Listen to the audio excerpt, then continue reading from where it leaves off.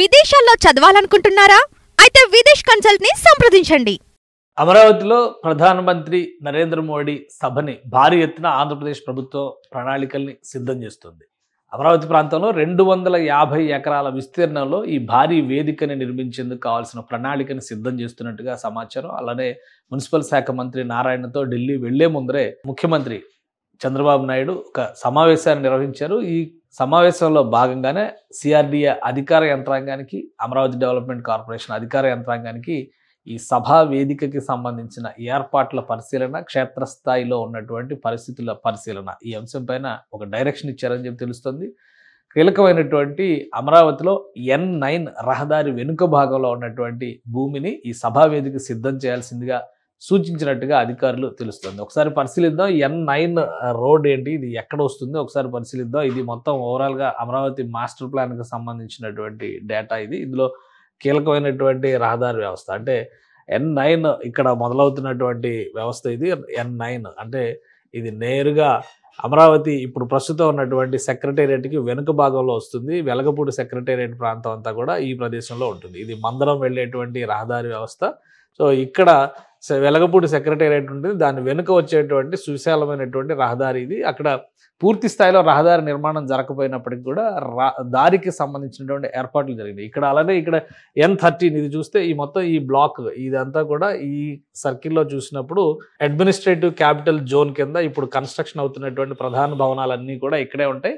ఒకటి ఉద్దండరాయపాలెం, గతంలో నరేంద్ర మోడీ ఇక్కడ పర్యటనకి వచ్చి ఇక్కడ కార్యక్రమాన్ని నిర్వహించారు. అక్కడ శిలాఫలకాన్ని కూడా నరేంద్ర మోడీ ఆవిష్కరించారు. సో దానికి ఇది కొంత సమీపంలో ఉండేటువంటి అవకాశం ఉంటుంది. ఎందుకంటే ఇక్కడ వెలగపూడి సెక్రటరేట్లో నిర్మించినటువంటి హెలీప్యాడ్స్, ఇక్కడ నిర్మించినటువంటి హెలీప్యాడ్స్, ఇవి రెండు కూడా విఐపీల రాకపోకలకి అనువుగా ఉంటాయనేటువంటి ఆలోచన రాష్ట్ర ప్రభుత్వం చేస్తున్నట్టుగా తెలుస్తుంది. దానిలో భాగంగానే ఈ ప్రణాళికని సిద్ధం చేయాల్సిందిగా అధికారులకి ఆదేశించారు. దాదాపు 200 ఎకరాల విస్తీర్ణంలో ఉన్నటువంటి ప్రదేశాన్ని దీనికోసం ఎంపిక చేస్తున్నారు. ఇది అమరావతి మొత్తం టోటల్ ప్లాన్ కింద మనం చూస్తే కనుక సభా వేదిక నిర్వహణకు సంబంధించినటువంటి ఏర్పాట్లని కీలకమైనటువంటి ప్రదేశంలో ఈ ప్రాంతంలో ఏర్పాటు చేసేందుకు రాష్ట్ర ప్రభుత్వం ప్రణాళికలను సిద్ధం చేస్తుంది. ఇక్కడ పెద్ద సభ నిర్వహించబోతున్నారు. ఎన్డీఏ ప్రతినిధులు, దేశవ్యాప్తంగా ఉన్నటువంటి ఎన్డీఏ నేతలను అందరినీ కూడా ఆహ్వానించేటువంటి ఆలోచన చంద్రబాబు నాయుడు చేస్తున్నట్టుగా తెలుస్తుంది. అమరావతి రీలాంచ్ అనేది ఒక గ్రాండ్ లుక్తో ఉండాలి, మొత్తం దేశం దృష్టిని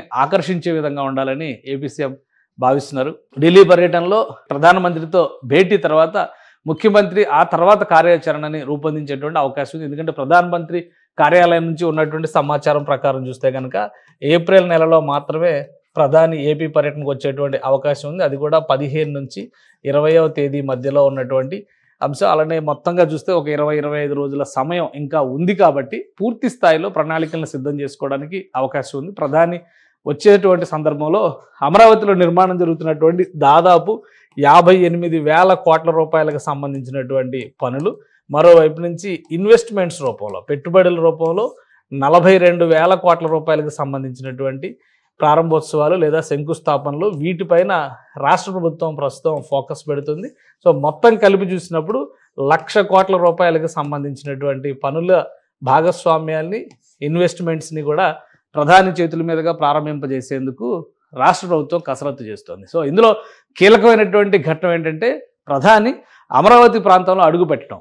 మొదటిసారి ఆయన శంకుస్థాపన కార్యక్రమంలో పాల్గొన్నప్పుడు రాష్ట్రానికి ఎలాంటి వరాలు ఇస్తారో అనేటువంటి ఆలోచన అందరూ చేశారు. కానీ ఆ సందర్భంలో కేవలం నీళ్లు, మట్టి ఇచ్చి అమరావతి నిర్మాణానికి అండగా నిలుస్తామని భరోసాను మాత్రమే ఇచ్చారు. ఇప్పుడు పనులు చకచకా జరుగుతున్నటువంటి ఆయన 2.0 పేరుతో ముఖ్యమంత్రి చంద్రబాబు నాయుడు పదే చేస్తున్నటువంటి ప్రకటనలు, మరోవైపు నుంచి చూసినప్పుడు గత 5 ఏళ్లుగా జరిగినటువంటి జాప్యం, వీటి వలన అమరావతి ప్రాంతం కానీ ఆంధ్రప్రదేశ్ కానీ నష్టపోకూడదనేటువంటి ఆలోచనతో కూటమి ప్రభుత్వం ఉంది.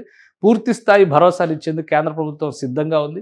ఈ 2 అంశాలని సద్వినియోగం చేసుకునే దిశగా రాష్ట్ర ప్రభుత్వం పావులు కదుపుతోంది. ఈ నెల రోజుల్లో సభా నిర్వహణకు సంబంధించినటువంటి ఏర్పాట్లు చేయడంతో పాటు ఆంధ్రప్రదేశ్ రాజధాని అమరావతి ముమ్మాటికి అని తేల్చి చెప్పేటువంటి గెజిట్ నోటిఫికేషన్ పైన కూడా ఏపీ సర్కార్ కసరత్తు చేస్తున్నట్టుగా తెలుస్తుంది. ఒకవేళ ఇదే కనుక నిజమైతే దీనికి సంబంధించినటువంటి ప్రాసెస్ని పూర్తి చేసి ప్రధానమంత్రి అధికారికంగా రీలాంచ్ ప్రోగ్రాంలో అమరావతి గెజిట్కి సంబంధించి ఒక ప్రకటన చేయబోతారా అనేటువంటి సందేహాలు కూడా వస్తున్నాయి. ప్రధానితో జరిగినటువంటి భేటీ సారాంశంలో ప్రతి విషయాన్ని ముఖ్యమంత్రి మీడియాతో పంచుకునేటువంటి అవకాశం ఉండదు. కానీ ఈ అంశాలు కూడా కీలకమైనటువంటి దశలో ఉన్నట్టుగా తెలుస్తుంది. ఒకవేళ రాష్ట్రానికి రాజధాని ముమ్మాటికి ఆంధ్రప్రదేశ్ రాజధాని అమరావతి అని తేల్చి చెప్పాలన్నా గతంలో ఒక ఇబ్బంది ప్రతికూలత ఉండేది. ఉమ్మడి రాజధానిగా ఆంధ్రప్రదేశ్ని తెలంగాణకి ఆంధ్రప్రదేశ్కి హైదరాబాద్ని డిసైడ్ చేస్తూ విభజన చట్టంలోనే పేర్కొన్నారు.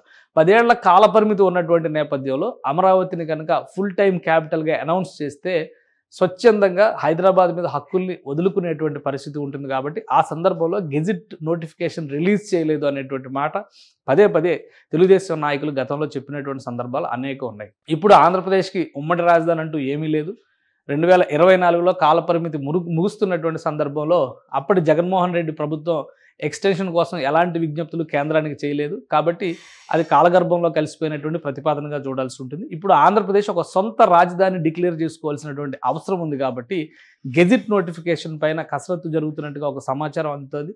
అదే నిజమైతే కనుక ఈ 1,00,000 కోట్ల రూపాయల పనులు పెట్టుబడుల ప్రారంభోత్సవాలతో పాటు గెజిట్ ప్రకటన కూడా స్వయంగా ప్రధానమంత్రి చేసేటువంటి అవకాశం ఉందనేది అందుతున్నటువంటి సమాచారం. దీనిపైన రాష్ట్ర యంత్రాంగం ప్రధానంగా ముఖ్యమంత్రి చేసినటువంటి దిశానిర్దేశం మేరకు ప్రతిష్టాత్మకంగా ఈ సభ నిర్వహణ చేయడంతో పాటు దేశం మొత్తం అమరావతి వైపు చూసే విధంగా ఎటువంటి కార్యాచరణని రూపొందించాలనేటువంటి అంశంపైన ప్రధానితో భేటీ తర్వాత రాష్ట్రంలో కీలకమైనటువంటి నేతలు కీలకమైనటువంటి అధికారులతో ముఖ్యమంత్రి సంప్రదింపులు చర్చలు జరిపేటువంటి అవకాశాలు కనిపిస్తున్నాయి.